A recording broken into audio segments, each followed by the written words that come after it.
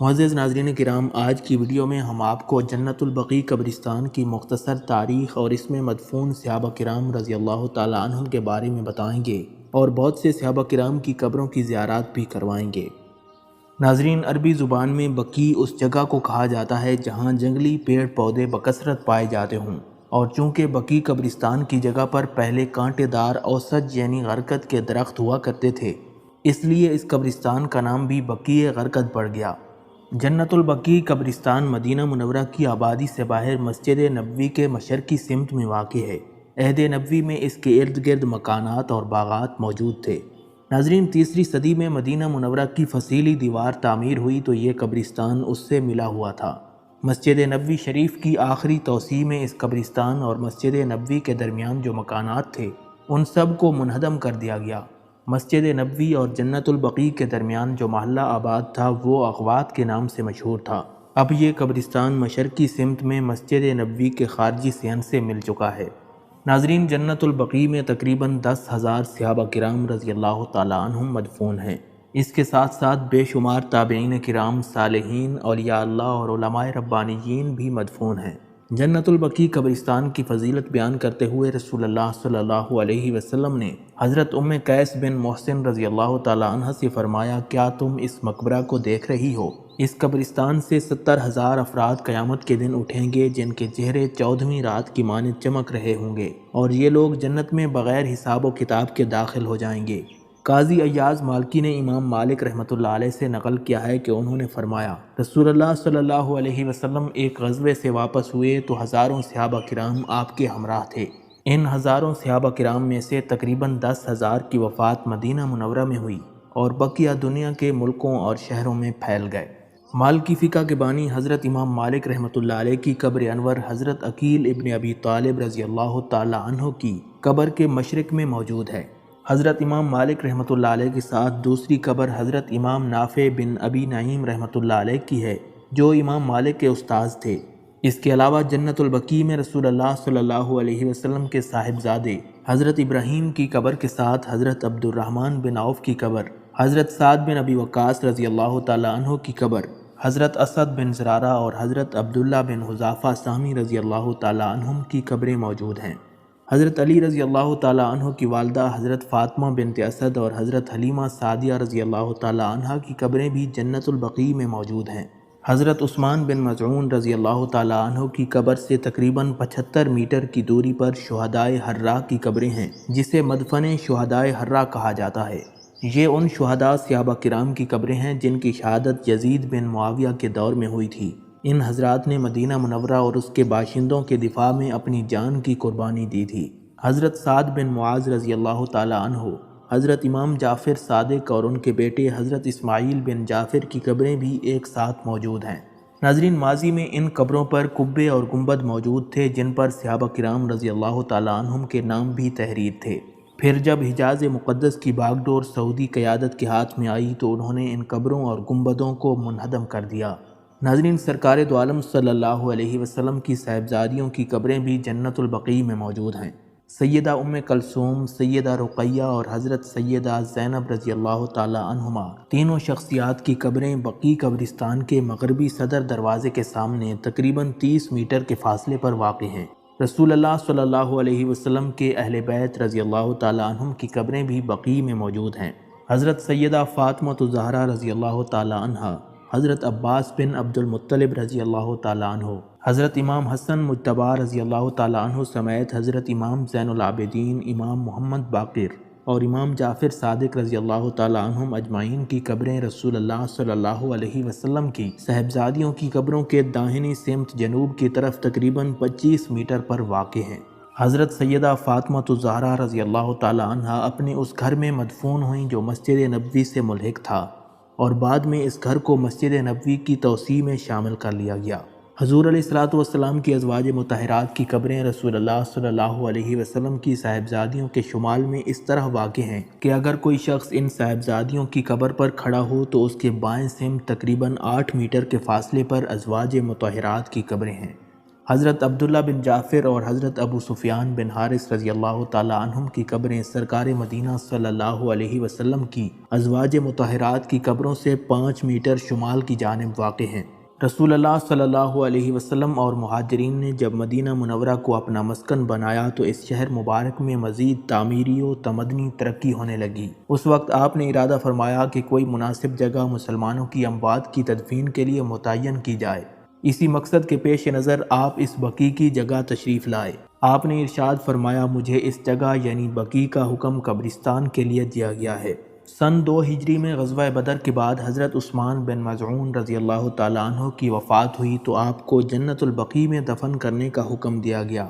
آپ صلی اللہ علیہ وسلم ان کی قبر پر تشریف لائے اور ایک پتھر طلب فرمایا۔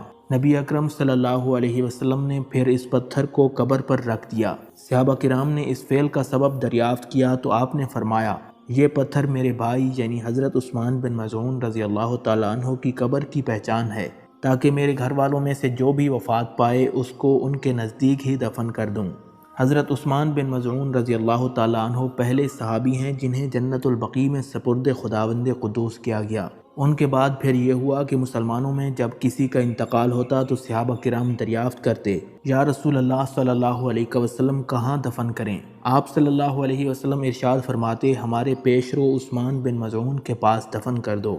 اسی طرح یہ بقیع نامی قبرستان مسلمانوں کا قبرستان بن گیا، اور وقت گزرنے کے ساتھ ساتھ اس قبرستان میں دفن ہونے والے مسلمانوں کی تعداد میں اضافہ ہوتا چلا گیا۔ کتب احادیث اور تاریخ و سیر کی کتابوں میں مذکور ہے کہ اس قبرستان میں تقریباً 10,000 سے زیادہ صحابہ کرام رضی اللہ تعالیٰ عنہم مدفون ہیں۔ ان کے علاوہ تابعین کرام، علماء و صلحاء اور عامۃ المسلمین جو اس قبرستان کا پیوند خاک بنے، ان کی تعداد اس کے علاوہ ہے۔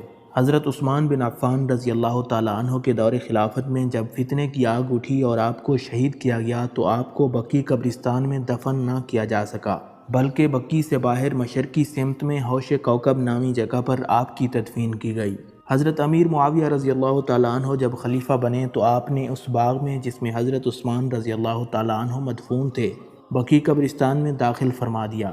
اس طرح اس قبرستان کی یہ پہلی توسیع شمار ہوتی ہے۔ اس کے بعد بقیع قبرستان عرصہ دراز تک اسی طرح موجود رہا اور تاریخ کے کسی دور میں بھی اس کی کوئی توسیع نہیں ہوئی، یہاں تک کہ سعودی دور آیا جس میں بادشاہ فیصل بن عبدالعزیز آل سعود نے بقیع امات کو جنت البقیع میں شامل کرنے کا حکم دے دیا۔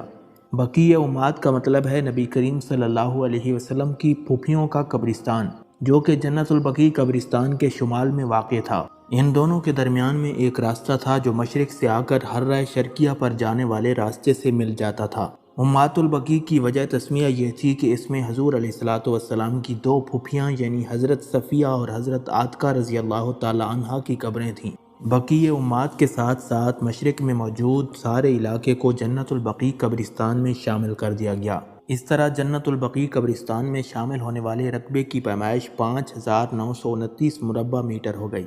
اس توسیع کے بعد جنت البقیع میں داخل ہونے کے لیے شمالی سمت سے 2 دروازے کھولے گئے، جبکہ مغربی جانب سے 2 دروازے پہلے سے ہی موجود تھے۔ اس طرح کل 4 دروازے ہو گئے۔ اس کے بعد سن 1390 ہجری میں بقیع قبرستان کو پختہ دیوار سے گھیر دیا گیا۔ قبرستان کے اندر بھی کئی گزرگاہیں بنا دی گئیں تاکہ بارش کے موسم میں بھی بقیع میں آمد و رفت اور تدفین کا عمل آسانی سے ہو سکے۔ ناظرین، 1403 ہجری میں خادم حرمین شریفین شاہ فہد بن عبدالعزیز نے اہل مدینہ کی بڑھتی ہوئی آبادی اور زائرین کی کثرت کے پیش نظر جنت البقیع قبرستان کی توسیع کا حکم نامہ جاری کر دیا۔ یہ توسیع صرف مشرق اور جنوب کی طرف تھی۔ اس توسیع میں بقیع کے چاروں طرف ایسی مضبوط دیوار کی تعمیر ہوئی جس کی ماضی میں مثال نہیں ملتی۔ دیوار کو خوبصورت بنایا گیا۔ مغربی سمت میں ایک صدر دروازہ کھولا گیا تاکہ زائرین اور اموات کی تدفین میں سہولت ہو سکے۔ مزید یہ کہ جنت البقیع ہی میں اموات کے غسل و کفن اور جنازے کی مکمل تیاری کا نظام رکھا گیا، جس کی وجہ سے بہت کم وقت میں اموات کو غسل اور کفن دیا جانے لگا۔ ناظرین، جنت البقیع میں تدفین کی فضیلت میں بہت سی احادیث مبارکہ موجود ہیں۔ مدینہ منورہ میں دفن ہونے والے شخص کو روز قیامت حضرت صلی اللہ علیہ وسلم کی شفاعت نصیب ہوگی۔ حضرت عبداللہ بن عمر رضی اللہ تعالیٰ عنہ سے مروی ہے کہ سرکار مدینہ صلی اللہ علیہ وسلم نے ارشاد فرمایا، تم میں سے جس سے ہو سکے کہ اس کا انتقال مدینہ میں ہو تو وہ مدینہ میں مرنے کی سعی کرے، اس لیے کہ جس کی مدینہ میں وفات ہوگی میں اس کی شفاعت کروں گا۔ اہل بقیع کو رسول اللہ صلی اللہ علیہ وسلم کی دعا و استغفار کی سعادت حاصل ہوئی۔ ام المومنین حضرت عائشہ صدیقہ رضی اللہ تعالیٰ عنہ فرماتی ہیں کہ رسول اللہ صلی اللہ علیہ وسلم کی جب بھی میری رات کی باری ہوتی تو رات کے آخری حصے میں بقیع تشریف لے جاتے اور فرماتے سلامتی ہو تم پر مومنین کی جماعت، جس کا تم سے وعدہ کیا گیا تھا وہ پورا ہو کر رہا اور تمہاری جزا کل تک کے لیے مؤخر کر دی گئی اور انشاءاللہ ہم بھی تم سے آ کر ملیں گے۔ اے اللہ اہل بقیع کی مغفرت فرما۔ رسول اللہ صلی اللہ علیہ وسلم نے فرمایا جس کی حرمین میں سے کسی حرم میں وفات ہو جائے تو وہ قیامت کے دن امن والا اٹھایا جائے گا۔ بقیع میں جو شخص مدفون ہوا روز قیامت وہ رسول اللہ صلی اللہ علیہ وسلم اور شیخین یعنی حضرت ابوبکر صدیق رضی اللہ تعالیٰ عنہ اور حضرت عمر فاروق رضی اللہ تعالیٰ عنہ کے ساتھ اٹھایا جائے گا۔ حضرت عبداللہ ابن عمر رضی اللہ تعالیٰ عنہ سے روایت ہے کہ سرکار دو عالم صلی اللہ علیہ وسلم نے ارشاد فرمایا سب سے پہلے جس سے زمین شق ہوگی وہ میں ہوں گا، پھر ابوبکر، پھر عمر، پھر میں اہل بقیع کے پاس واپس آؤں گا تو وہ میرے ساتھ جمع ہوں گے تو اس کے بعد اہل مکہ کا انتظار کروں گا، پس میں حرمین کے درمیان سے اٹھوں گا۔ جس خوش نصیب کو جنت البقیع میں تدفین حاصل ہو جائے اس کو 10,000 صحابہ کرام اور بے شمار تابعین کرام، صالحین، اولیاء اللہ اور علماء ربانیین کا پڑوس نصیب ہوگا۔ ناظرین، اسی امید کے ساتھ اجازت دیجیے کہ آپ کو ہماری ویڈیو پسند آئی ہوگی۔ ملتے ہیں بہت جلد ایک نئی تاریخی، تحقیقی اور معلوماتی ویڈیو کے ساتھ۔ اللہ رب العزت آپ کا حامی و ناصر ہو۔